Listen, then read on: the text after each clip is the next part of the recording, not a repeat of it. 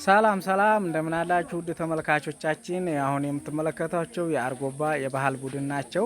እስኪ እንግዲህ አንዳንድ የምትሉት ነገር ካለ እንግዲህ አብዱ ሸሁ አብዱን ብዙዎቻችሁ ታውቁታላችሁ። እስኪ አብዱ እንግዲህ ጠቅለል ያለ መረጃና ማጠቃለያ ስለ ባህሎቹ እቃዎቹ ብትለን እስኪ። እኔ ከባህል እቃ የምነግር ነገር ይሄ እርኮት ይባላል።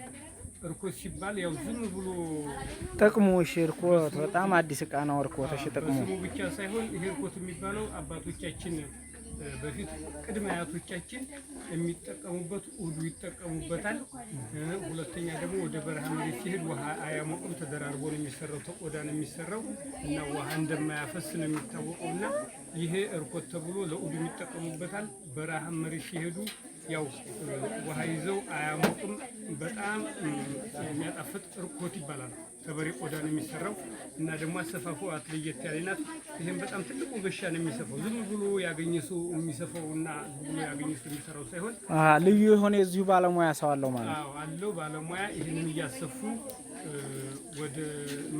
ወደ ተመሰለበት ቦታ ላይ ሲሄዱ ውሃ ማያፈስ በዚህ ይጠቀማሉ።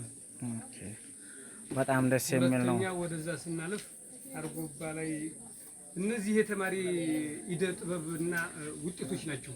እሺ፣ ተማሪዎች የሰሯቸው እነዚህን በጣም ተጠንቅቀውና በጣም አዳግተው ነው የተሰሩት። ዝም ብሎ እንዳይመስሏችሁ። አሁን ለምሳሌ ይሄ ካብ ጭቃ ሳይኖረው ሲሚንቶ ሳይኖረው ያለምንም ጭቃ ያለምንም ሲሚንቶ በድንጋይ ብቻ ነው ጭቃ ያለምንም ሲሚንቶ ክበው የሰሩት ነው። ይሄ ግንብ ለምንድን ነው የሚጠቅመው ቢባል አንደኛ በድሮ ጊዜ አባቶቻችንና እናቶቻችን ሲኖሩ ጦር ነበርና ለጦር መከላከያ ነው። ሁለተኛ ደግሞ ያው